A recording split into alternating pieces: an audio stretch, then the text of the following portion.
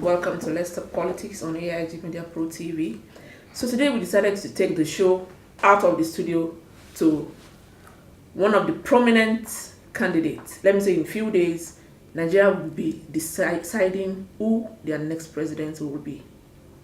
So we have someone who is so prominent, who his candidacy has evolved over the past few months. So join me as I welcome Professor Kingsley Moghalu. Thank you. Thank you so much for having us, and well done for your good work. Thank you. You're welcome. So going to Professor Kingsley Moghalu, there has been a whole lot of talks around your candidacy. Yes. We know you are an economist to the core, judging from your background. But now let's take it from your party, Yes. which is the YPP, Young Progressive Party. Yes. There has been a whole lot of talks from polls that Nigerians are known to do the opposite of things. Yeah. Looking at the ruling party presently, the All Progressive Congress, APC, the progressiveness, is Nigeria really progressive? And now one of the new parties is saying progressive again, Young Progressive Party.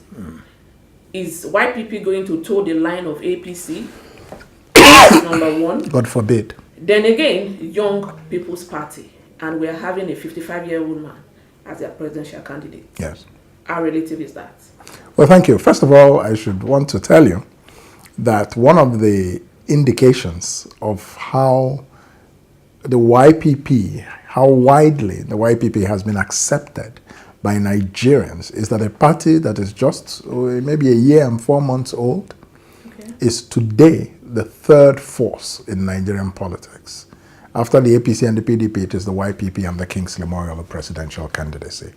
That in itself answers a lot of your question, because we wouldn't have become so widely accepted and popular if Nigerians didn't see something in the YPP. The YPP is the Young Progressives Party. So, it's a group of young men and women who came together with progressive ideas. What do I mean by progressive ideas? Progressive ideas means that the YPP sees the citizen of Nigeria as the primary focus of governance. And we're a party that is focused on actually serving the people, not serving ourselves as politicians. We believe in the politics of service, ideas, over the politics of greed. So we are progressive in the sense that we believe in a capitalist economy, but we are capitalists with a conscience. We believe that the government has to play an important role in terms of, creating an environment where the market can thrive and Nigeria's potential fully developed in terms of the economy, industry, innovation, and so on. So that's what we mean when we say we are a young progressives party. We are looking to the future. We are not looking to the past. And in terms of a 55-year-old young man heading the party, the YPP is a party that is focused on young people without discriminating against people who are older. So long as you're young at heart, you're welcome in the YPP, because we recognize that the youth make up nearly 70% of Nigeria's population and have been completely and utterly ignored by Nigeria's recycled old politicians who don't want to give way for a new generation of leaders. We feel that we need a new generation of leaders. And so a 55-year-old person in the context of Nigerian politics today is a young person. Anyone who is under 60 is still relatively, in the context of Nigerian politics, young. And especially when that person has not been a politician before, then that person is fresh, new, but the person is experienced like I am. Okay, because that is what the recycled leaders are now saying, that the young are not ready. They don't have the pedigree. They don't have the experience to rule. Let me actually address that. The old recycled politicians who have been at it for many years, they have achieved nothing. All they have done is to make Nigeria poorer. They've left Nigeria with 20 million unemployed people as we speak today. They've left Nigeria the poverty capital of the world. So their experience, where has it gotten us? No, let me answer the question, because what they call experience is experience at politicking. But they're not interested in good governance experience. That's on one side. Okay. On the other side, you don't want to elect somebody as president simply because the person is quote unquote young. If you don't have relevant experience in terms of governance, in terms of economic management, in terms of international relations, in terms of how to build a nation using the institutions and the tools of statecraft, then that is also not somebody who is prepared to be president. I am the only candidate that stands in between these two extremes. I have lots and lots of experience in nation building. As a United Nations official for 17 years, I helped to build and fix broken nations like Cambodia, like Rwanda, like Croatia in the former Yugoslavia. So I have experience in nation building directly. These were countries destroyed by wars. Today, all these countries I mentioned to you are doing very well. I have direct experience in economic management as a deputy governor of the Central Bank of Nigeria. That is a position at the commanding height of economic management. More importantly than just holding a position is the track record of what you did with the position. Okay. And as deputy governor of the Central Bank for financial system stability, I led the implementation of massive reforms across the banking system, which stabilized Nigeria's banks after the global financial crisis. I led the introduction of the bank verification number, the BVN, which is a very important innovation in the payments system. Then I also have a lot of experience in diplomacy, again as a United Nations official. So, therefore, I am seasoned to be president, but I have not been corrupted by the evil practices of Nigerian politics. So that's why I say I actually offer I have the perfect positioning. Is there going to be a chance that you will be corrupted? No, because I have a world view. I'm coming to the presidency of Nigeria with a mindset of transformation. I know exactly what I want to achieve. I know exactly the role that I think our citizens should play, and we're going to be working together to achieve those outcomes. Okay, Prof, let's take it this way. Sure. Being a president is all encompassing. Mm-hmm. I'm sure our viewers will give it to you on economy. Mm-hmm. Let's look at security. Mm-hmm. In the northern states, we know what has been going on from Boko Haram to now Fulani. Absolutely. What experience does Professor Kingsley Moghalu has in tackling the security issues in the country? Very good. As you know, as a United Nations official, and as even a deputy governor of the central bank, I have knowledge and familiarity with security issues. Remember that the central bank actually is in charge of printing the ballot papers, or at least was before. Yes. They conduct a lot of very highly confidential processes. We are the owners of the mint, where the currency is printed and all that. So I also have a lot of knowledge and experience of security from my time in the United Nations peacekeeping. So I have familiarity with peacekeeping. More importantly, is that I have a conceptual understanding of how to secure this country. And the first thing to do is to bring a more sophisticated understanding to security. The current government sees only Boko Haram, or they saw Boko Haram as the main issue of national security. I think differently. Boko Haram is only one. National security is a series of interconnected issues. Boko Haram, Fulani headsmen, banditry in Zamfara, armed robbery, and even the poverty rate, the very high poverty rate of this country is a national security issue. Cyber security, the security of our computer networks, it's all part of our security. So you have to bring this understanding to national security. The second thing I will do as president is to appoint competent people to lead Nigeria's national security operations. And that will be done on the basis of professionalism, people who can bring knowledge to national security, not just appointing people on the basis of parochial considerations like where they come from and so on. And you'll see that the appointments to head Nigeria's security agencies are totally skewed in the direction of one particular part of the country and one religion. So it tells you that it's not professionalism, and this is one of the reasons why we're failing in our security. The third thing is that I will secure Nigeria's borders. in a manner that they have not been secured before. I need to put you on a hold. We need to go on a quick break. Okay. So we've been having an intriguing discussion with the presidential candidate of Young Progressive Party, YPP, Professor Kingsley Moghalu. Please stay with us. Welcome back to Let's Talk Politics, and we are having an intriguing discussion with Professor Kingsley Moghalu. So we've spoken about economy. Yeah. We're on security. Okay. And you were telling us a few things about how... Yes, exactly. I was saying that, another thing that is very important, which I will do as president, is to pay more attention to border security. We will demarcate all Nigeria's borders and secure them properly. There are a lot of people who are coming in and out of Nigeria with no proper, our borders are porous. So we don't know who's coming into this country. Yes, and we need to fix that with some border management reforms that I'm going to bring in as president. Finally, we are going to recruit, equip, and train a 21st century police force of 1.5 million men and women. That is very important because a lot of the security problems we're having in Nigeria are problems that show clearly a breakdown of effective policing of the society. And this leads to militarization, where you have the military being brought into civilian spaces, Operation Lafayette Dole, Operation this. They're not supposed to be doing that. The military is supposed to face external aggression.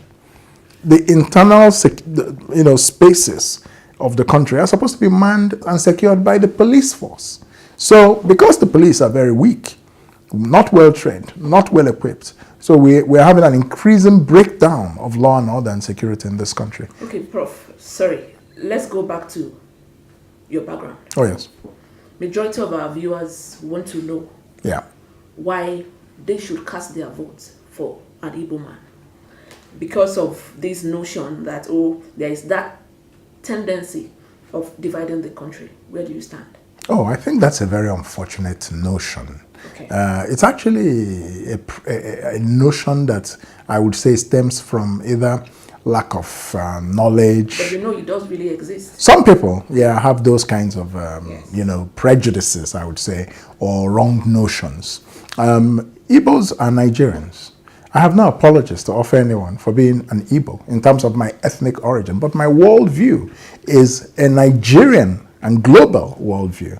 I'm not an ethnic candidate. I'm not an Igbo candidate for the Nigerian presidency. I'm a Nigerian candidate for the Nigerian presidency. So therefore, I'm interested in rebuilding and uniting Nigeria. I'm not here to come and divide Nigeria. It is to rebuild Nigeria and to make it actually a more united country. And I actually think that when you come at it from that perspective, you will find, some people have argued, that paradoxically, the leader that is going to really unite this country is actually more likely to come from that part of the country. Okay. Yeah, you see, but not somebody who has been an ethnic irredentist or, no, I've never been that sort of person. All my career has been internationally, in the United Nations, and nationally at the Central Bank of Nigeria. So my vision of Nigeria is of a country that should be a big, powerful nation, but one country. However, I believe that Nigeria has to, in order to become united, Nigeria must be fundamentally and constitutionally restructured. Okay. That I believe. And there are many people who are not Igbos who believe that. The Southwest, North Central, the South-South, they all want constitutional restructuring. So it's not an Igbo thing. Okay. Yes. One of the things I also want to say is that, you see, people also have suspicions about Igbos because of the Biafran agitations. Yes. Let me address that. The Biafran agitations are a cry for justice. Those agitations are not unique. We've had them from the Niger Delta when they were campaigning for the Niger Delta Republic. We've had them from the Southwest after June 12th, and there were people talking about secession. If the what do you call it? The abolition of the June 12th election was not restored somehow, which is why in 1999 it was not an accident that Obasanjo became the president, because there was a decision made by the military leadership that the next president will come from the Southwest. So the point I'm trying to make is that there have been agitations at different times in the history of this country. There was a time that the North wanted to secede from Nigeria. And the people who persuaded them against it were politicians like Nnamdi Azikiwe, who is from the East. So I want you to understand the history of Nigeria properly. And people who think that agitations for separatism are unique to Southeast or the Igbos are people who don't understand Nigerian history. However, in more recent times, the calls for Biafra and all that, they're just a cry for justice. I don't think Nigeria should be separated or the country should be divided. No, I don't believe that. But I believe that what should happen is that Nigeria should be restructured in such a manner that renders that agitation for Biafra totally unnecessary. Because if you restore equity and justice, in which you're not making some people feel as if they're politically second class and others first class, then there is no need for people to be making those types of... Do you see where I'm coming from? True. That's the point. So what we need in Nigeria is fairness, justice, and equity. And that will take care of... As president of Nigeria, you will never hear of marginalization. No part of this country will be marginalized. Not the North, not the West, not the South, not the Southeast. Because we will create a level playing field for everyone. Equal opportunity. Yeah. So now that brings us back to funding. Yes. How are you funding your campaign? Because we know politics in Nigeria is huge money. Yes, it is huge money. But first of all, you know that politics in Nigeria, there's what I call the political industrial complex. Politics is the biggest business in this country. Okay. Incompetent, visionless, and unproductive politicians have turned politics into the biggest business in town. How do they do it? They make you feel that for you to run a presidential election, you need like maybe 50 or 100 billion naira. But that's money. Do you think it's different from that notion? Do you have a different opinion? I have a different opinion, yes. And I'll tell you what my experience has been. Now, out of 100 billion naira, only about 10 or 20 billion will actually go into the election. The rest will end up in people's pockets. They will take it and say they're going to use it to go and mobilize, and they will chop it. We know how the politics has been played by the PDP and by the APC. Now, my experience, you need money for politics because of two things: logistics and messaging. You need money to travel around. You need money for advertising, to advertise your views. It costs a lot of money. Costs a lot of money, yes, but not the type of money the traditional politicians tell you is necessary. That is coming out of the electorate that will tell you, give me money, let me vote for you. Well, no. They are telling you to give me money, let me vote for you, because the politicians have made them poor, and on top of making them poor, go and actually give them money to vote for them. So they now expect that if you're asking for their votes, you have to give them money. This is all part of what will change as a consequence of political education. We have to tell our people, stop selling your destiny. So you sell your vote for 4,000 naira, 5,000 naira. What happens? How does that change your life? 4 years later, you're still in square one. You haven't moved. Your son may not have a job. Your daughter may still not have a job. And the politician comes back again and you're putting out your hand. So we need to tell our people, we are not the children of small gods. You deserve better than what you're getting from these recycled politicians. And that is why you need to look at a new generation of leaders like Kingsley, Moghalu, and the YPP. Because we will make that whole process unnecessary. We will have a social contract with the citizens of this country that we will deliver the following minimum services to you. Okay. You know, whether it is free education at primary and secondary level and high quality education, not just, yeah. So this is the difference that my leadership will bring to politics in Nigeria. And this is why we must break the generational cycle and retire the old politicians and bring in competent modern leaders like myself. Finally, Prof, let's look at the judiciary system in the country. Sure. We know it's in a present state of menace. Yes. What is Kingsley Moghalu's presidency going to do to tackle the judiciary? Yes. Now, the thing about the judiciary, the first thing the Kingsley Moghalu presidency will do about the judiciary is to set it completely free. That is to say, we will respect judicial processes, we will respect judicial judgments.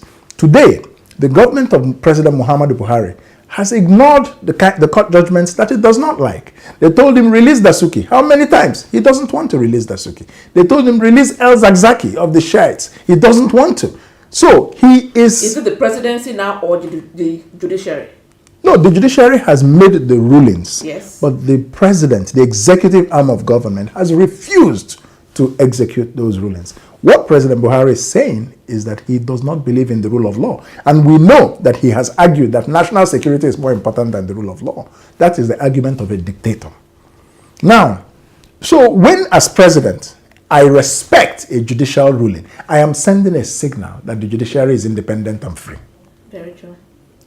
So, secondly, the judiciary as presently constituted is actually one of the freest organs of government, because judges are appointed on recommendations by the National Judicial Council. It's not the government that goes just and appoints judges. It is only those that the NJC recommends to be appointed that the government can approve.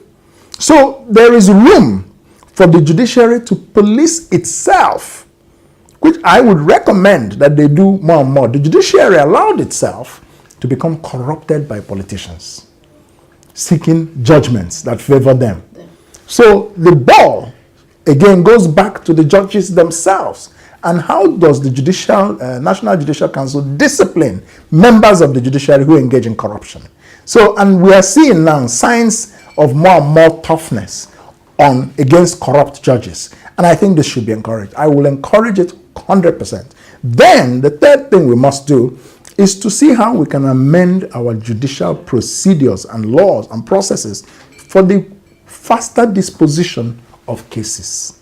Thank you very much, Professor. You're welcome. Kingsley Moghalu. So viewers, you've heard it all from the presidential candidate of YPP, Young Progressive Party, Professor Kingsley Moghalu. I am Adinka Igbenova. Join us next time on Let's Talk Politics.